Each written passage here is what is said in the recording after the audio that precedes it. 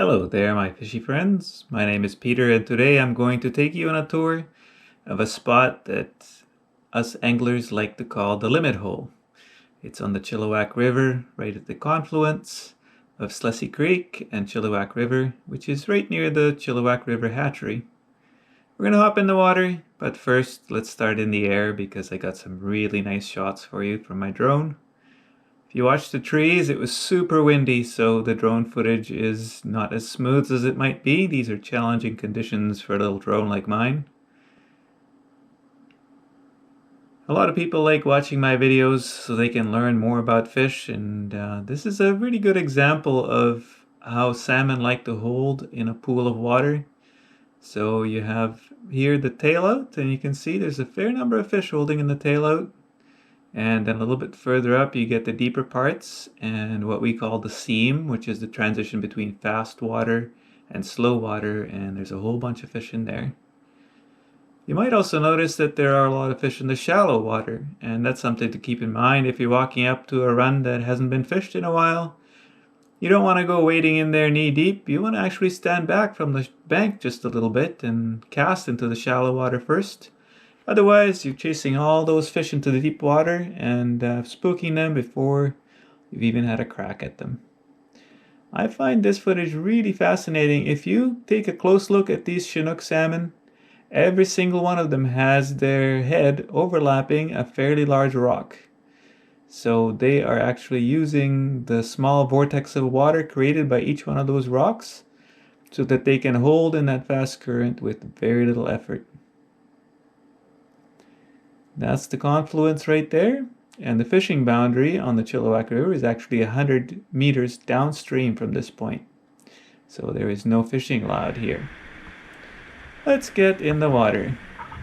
Here there are some people with Chilliwack River rafting coming down the river. It's a great local company to support if you ever need some sort of business outing or team building experience. It's a lot of fun going down this river, and this section is not too scary. Alright, let's start off with the little fish. There are all kinds of small trout in here, and it's actually kind of a mix. You will see in this video these little rainbow trout. There are also some wild and hatchery steelhead smolts, and also quite a few coho smolts. So it's kind of a mix. There are also some Rocky Mountain whitefish, and all these fish look quite similar unless you get a really close look at them and go into the fine details for identifying them. So this is the top water coming over a drop off, and the fish really like it under there. There's kind of slower current under fast current, and they can just look up and pick food off as it drifts down by them. A little bit of fishing line that shouldn't be there, but I couldn't clean that up. It would be dangerous to grab it in the fast water. And yeah, as we saw from the air, no shortage of salmon. These are red Chinook salmon, and they are an introduced run of fish in this river. They were introduced artificially by the hatchery. They belong originally in the Prince George area, and they were introduced just to provide a summer fishery for anglers on this river. So we call them red Chinooks because they have nice red flesh, and they also happen to turn kind of red. They look a little bit like sockeye when they're getting ready to spawn. Our fall run of Chinooks, we call them white Chinooks because they have white flesh, but they don't really look white. They kind of turn a dark green, even a dark brown when they're getting ready to spawn. So yeah, beautiful fish. Before you get the keyboard out and start commenting about how I'm harassing spawning fish, you can see they're not too terribly bothered by me being there. The GoPro is a very wide angle, so I'm actually quite close to these fish, and the only time they really kind of move out of the way is if I'm trying to swim directly through them. These fish are not spawning. They are waiting in this area until they're ready to spawn, and then they'll actually pair off and start spawning. So their bodies are just maturing. This is how I swim in the river. I actually use short fins because I find that the current grabs those fins a lot less than the long freediving fins. And I know people worry about me swimming in the river. A spot like this is perfectly safe. Even if I were to get swept down into the rapids that are down below, I might get a little bit banged up, but I would not drown. There is no real danger of entrapment here, aside from the odd little bit of fishing line, and I carry scissors and a knife with me, just for that eventuality.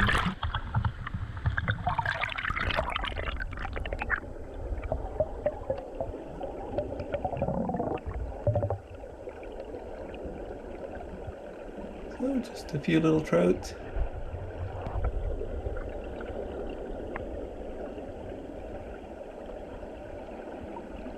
This white clay is kind of a new feature in the river. It was the floods in the fall that exposed some of this river bottom.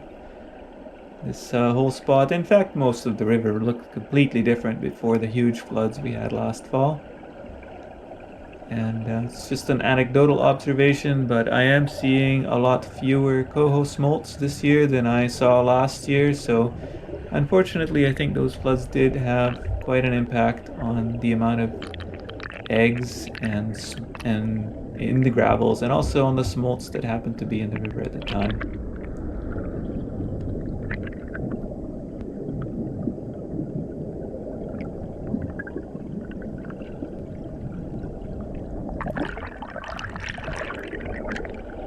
It's kind of unfortunate. This water looks so gin clear from the surface, but once you get in there, it isn't perfect.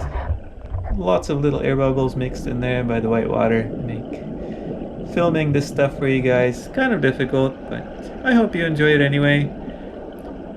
I did a cleanup of the next fishing spot down, and if you watch to the very end, you will see a little clip of everything that I found down there.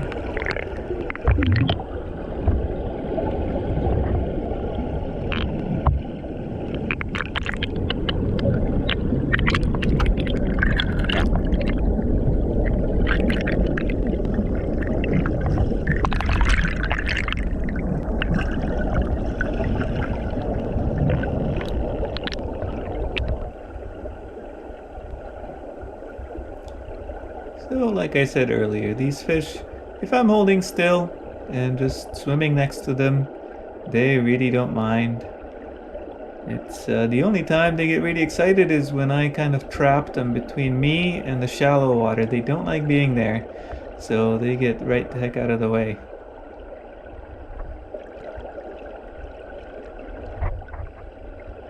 These little guys are coho smolts.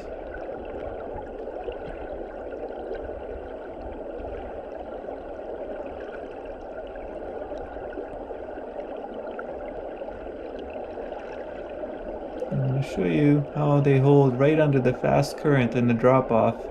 You wouldn't think the fish would like it there because the current on the surface is so fast, but once you get to the bottom of that drop-off, there's kind of almost like an eddy underneath the fast current, and the fish feel nice and safe in there, and you're getting lots of oxygen.